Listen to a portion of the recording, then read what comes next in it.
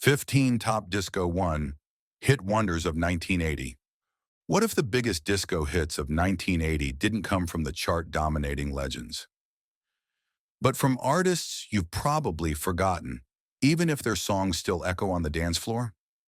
What if the tracks that made you feel alive under glittering lights, cruising in convertibles, or spinning at roller rinks were the only hits those artists ever had? Sounds impossible, right? But that's exactly what makes these one-hit wonders so fascinating. These weren't just fleeting flukes. They were lightning in a bottle, and yet, as fast as they rose, they disappeared, leaving behind only one perfect groove to remember them by. Do you really know all the names behind the disco anthems you love? Or have you been dancing all these years to mystery artists with stories untold? What happened to them? Bad timing, label drama, changing tastes, or just fate?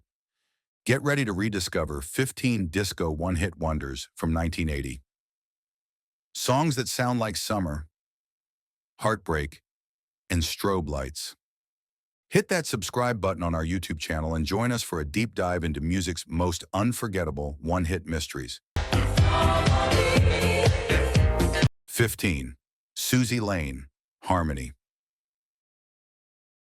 What do you get when you mix Donna Summer vibes, Giorgio Moroder production, and a voice as smooth as silk dipped in glitter?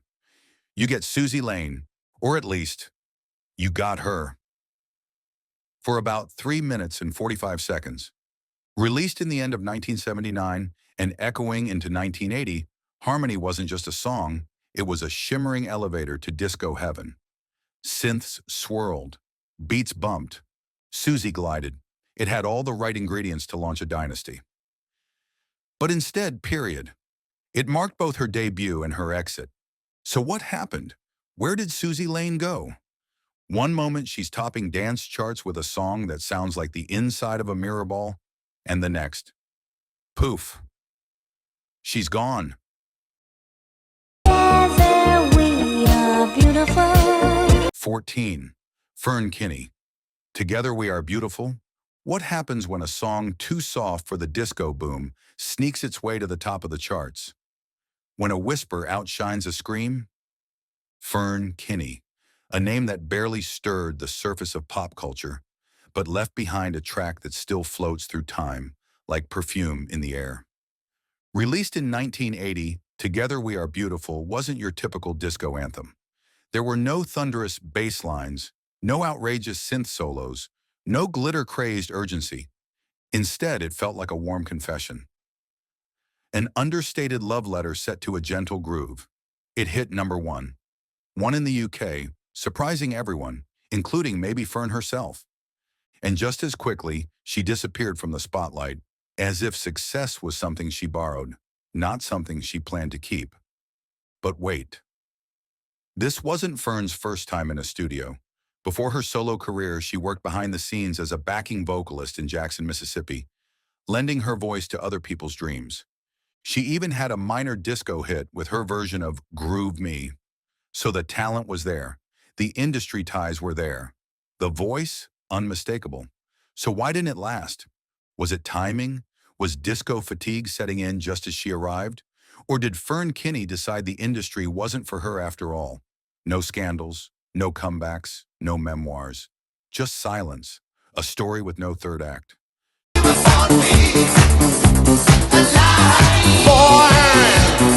13. Patrick Hernandez, Born to Be Alive. Few songs shout disco anthem louder than Born to Be Alive. From its opening beat, it doesn't ask permission. It just owns the room. Patrick Hernandez strutted onto the global stage with a song so confident, so unapologetically glitter-soaked, it felt like it had always existed. By 1980, it was inescapable. But here's the twist. As fast as it rose, Patrick himself nearly vanished from the spotlight. Born in France to a Spanish father and Austrian mother, Hernandez wasn't your typical disco poster boy. Yet his debut single became a runaway hit across Europe, the US, and beyond, selling over 1 million copies and topping charts in more than 15 countries. One-hit wonder? Sure, but this one hit was a monster. So what went wrong? The follow-up singles? Nowhere near the same magic. Promotion issues? Possibly. Changing tastes? Definitely. Disco was already being hunted down by the rock crowd with pitchforks, and the infamous Disco Demolition Night in 1979 was still echoing through the industry. And here's a fun twist in the tale. A young, unknown Madonna was one of the backup dancers on his US tour. Let that sink in. Patrick Hernandez gave Madonna her first real break. Now that's a footnote no one saw coming. Despite his disco legacy, Hernandez never recaptured the lightning of that first hit. He didn't chase reinvention or ride the synth-pop wave of the 80s. He slipped back into obscurity, mostly in Europe, his place in disco history locked forever by one song. But what a song it was. Wasn't Patrick's anthem irresistible? Show some love with a like. Come to me. 12th, France Jolie, Come to Me. She was just 16 years old, no major label backing, no established name. But when France Jolie stepped onto the stage at Fire Island in 1979, filling in at the last minute for Donna Summer, she didn't just perform, she ignited. Her debut single, Come to Me, was everything disco needed in that moment. Dreamy strings, seductive vocals, and a beat that felt like falling in love under a strobe light. The track stormed the dance charts in 1980 and made France an overnight sensation. For a second, she was disco's future. But here's the catch. That future never arrived. Despite the explosive debut, Jolie never managed to replicate the success of Come to Me. 11th Machine, There But for the Grace of God. Go. If disco had a conscience, it sounded like this. There, but for the grace of God, go. I wasn't your typical disco sugar rush. It was a gritty, politically charged anthem, disguised in funk grooves and cowbell. Machine came out swinging in 1979, and by 1980, their one and only hit had stirred up both dance floors and controversy. The story? A Latino couple moves their child out of the Bronx to protect her, only to lose her to privilege and detachment. That's not just a song. That's a social commentary wrapped in disco sequins. Gishonta Kelly Marie, Feels Like I'm in Love. Feels Like I'm in Love is the kind of track that sneaks up on you. Simple, bouncy, and absurdly catchy. It was originally written by Ray Dorset of Mungo Jerry in the summertime for Elvis Presley. Yes, that Elvis.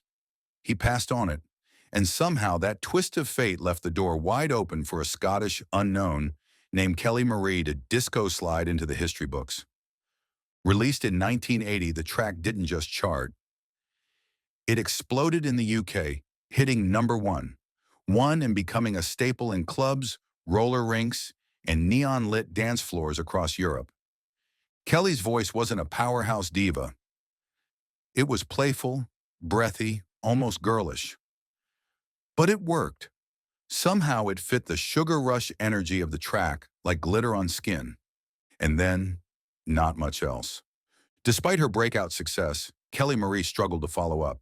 A few singles landed in dance charts, but the mainstream had moved on. Kelly lovers, comment with your favorite dance emoji, and don't forget to subscribe. Musique, In the Bush. If there was ever a disco track that got people sweating and blushing, it was In the Bush. Released in 1978 and riding high into 1980s club charts, Musique's single was less a song and more a provocation, with its infamous chant, "Push, push in the bush." The track didn't just flirt with innuendo. It screamed it through a wall of funk and fierce female vocals. Banned on many radio stations for being too suggestive, In the Bush somehow still became a dance floor staple. It wasn't subtle, but that's what made it irresistible. Behind Musique was producer Patrick Adams, a disco mastermind who assembled studio singers for this one explosive hit. But despite the buzz, Musique was a studio project.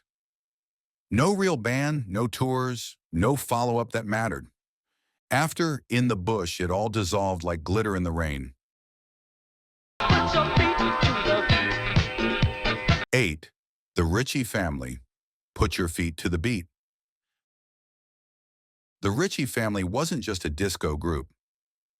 They were a disco theater. Sparkling costumes, themed albums, full-on choreography. These ladies brought drama, glamour, and relentless groove. But despite their flair and pedigree, they were created by the same producers behind the Village People. They only managed one major chart hit that truly stuck. Put Your Feet to the Beat. Released in 1980s club culture, the track was pure dance floor adrenaline. With a title that doubles as a command, it was impossible to ignore. Thumping bass lines, call and response hooks, and that irresistible disco strut. Put Your Feet to the Beat didn't just invite you to dance, it dared you not to. So why didn't the Ritchie family go the distance? They had the talent, they had the producers, they had the visual appeal, but what they didn't have was stability. The lineup changed constantly. Original members were swapped out with little notice, and the group's identity shifted with each new concept. From Arabian Nights to American Generation. 7. Change, A Lover's Holiday. In 1980, the Italian-American ensemble Change burst onto the disco scene with their infectious debut single, A Lover's Holiday. The track, characterized by its smooth grooves and uplifting lyrics, became an international dance floor sensation. It topped the Billboard Dance Club Songs chart and showcased the vocal talents of Luther Vandross, who was then an emerging artist. Despite the success of A Lover's Holiday, Change struggled to maintain their momentum in the rapidly evolving music landscape. While they released subsequent tracks, none matched the impact of their debut hit. The group's blend of European disco with American R&B was ahead of its time, but as musical tastes shifted in the early 80s, their prominence waned. Today, A Lover's Holiday remains a cherished gem among disco enthusiasts, symbolizing a fleeting yet memorable moment in dance music history.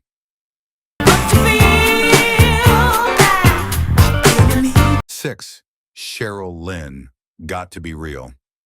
Some songs don't just make you dance. They make you strut. Cheryl Lynn's 1980 hit Got to Be Real wasn't just disco. It was a full-blown declaration of confidence, soul, and vocal firepower. From the first brass burst, you knew you were in the presence of something real. Originally released in late 1978, the track kept burning through clubs and radio through 1980, earning its place in the canon of disco's final greats. It combined tight funk grooves, sharp strings, and Lynn's powerhouse vocals, blasting a message of authenticity in a genre often accused of being all glitter, no substance. And that's the twist. Cheryl Lynn had soul. Her voice wasn't just built for the disco era. It could have ruled R&B, pop, or even gospel. And yet, after Got to Be Real, she never cracked the mainstream with the same impact again. She had albums. She had talent. She even teamed up with Luther Vandross. But the charts were changing fast. By the time the 80s truly kicked in, disco had become a dirty word, and Cheryl, like many of her peers, got swept aside in the cultural shift. Still, Got to Be Real refused to fade. It became a drag show staple, a wedding dance floor anthem, a soundtrack favorite, and one of the most sampled disco tracks ever.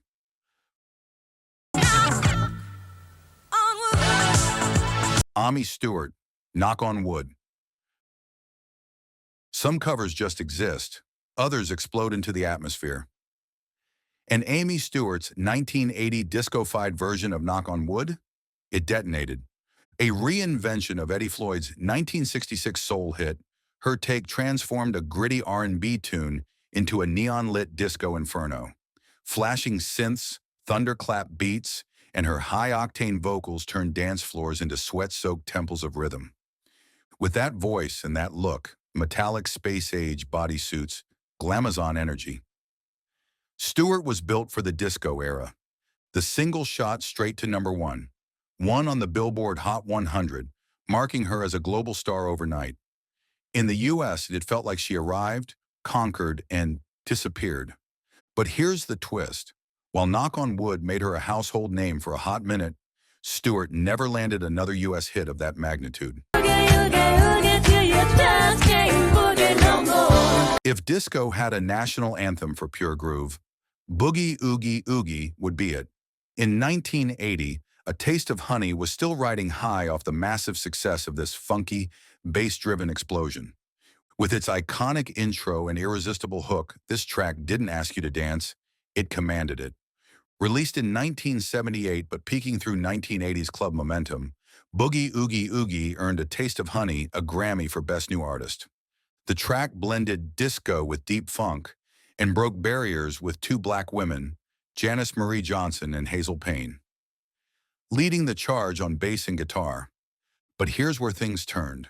After such a colossal debut, their follow-ups never quite hit the same note. They scored a minor hit with the ballad Sukiyaki, but the disco momentum had already begun to fade. Still, Boogie Oogie Oogie never left the dance floor. It's a retro favorite, sampled, celebrated, and still shaking hips worldwide. A Taste of Honey may have only had one true disco smash, but it was so sweet, one taste was all we needed.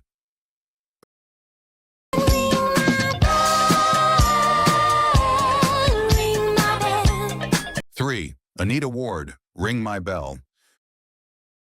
Few disco hits are as instantly recognizable or as oddly hypnotic as Anita Ward's Ring My Bell. With that spacey synth, ding-dong, echoing like a disco doorbell from the heavens, the track dropped in just the beginning of 1980. It wasn't just a hit, it was a full-blown moment. The irony? Anita Ward didn't even want to sing it. Originally written for a teen singer, the song was reworked last minute for Ward, a school teacher with a gospel background and no intention of becoming a disco star. But when Ring My Bell hit the airwaves, it skyrocketed. Reaching #1 on the Billboard Hot 100 R&B and disco charts, Anita became a star overnight, almost by accident. But fame came with friction. Creative control battles and label issues surfaced almost immediately. 2. McFadden and Whitehead, Ain't No Stoppin' Us Now. If disco ever had a motivational speaker, it would be McFadden and Whitehead, and their anthem, Ain't No Stoppin' Us Now, was the gospel. Released in 1979, but storming through radio and clubs well into 1980, the track wasn't just a hit, it was a movement. Gene McFadden and John Whitehead had spent years behind the scenes as hitmakers for Philadelphia International Records, writing for stars like Harold Melvin and the Blue Notes and the OJs. But this time they stepped into the spotlight themselves and struck gold. Ain't No Stoppin' Us Now soared to #1, won on the R&B chart and cracked the top 20 on the Billboard Hot 100. It became the unofficial theme song for Progress, especially in the Black community where it resonated as a soundtrack of perseverance and pride. 1. Coffee, Casanova. This one is top on the list because it defines what a true one-hit wonder looks like. An explosive debut, a taste of chart success, and then complete radio silence. In 1980, the all-female group Coffee delivered Casanova, a smooth, funk-tinged disco groove that shimmered with promise. The track hit #1, 13 on the UK charts, briefly lighting up clubs and airwaves with his flirtatious rhythm and tight harmonies. But just as quickly as Coffee arrived, they disappeared. There were no follow-up singles, no albums after their debut, no comebacks, no solo careers, no nostalgic tours. Casanova was it. The group's one and only shot at stardom, and they took it straight to the disco floor, then walked off stage forever. That's what makes Casanova such a standout. It's not just a catchy track. All right, disco lovers, that's a wrap on these timeless grooves. But I've got to know, which track got you dancing the most? If you had to pick just one song from this list to play on repeat, what would it be? And do you prefer disco beats or something a little funkier? Drop all your answers down in the comments. I want to read every single one. And if you loved vibing here, make sure to hit subscribe and ring that bell so you never miss a beat. Catch you in the next video.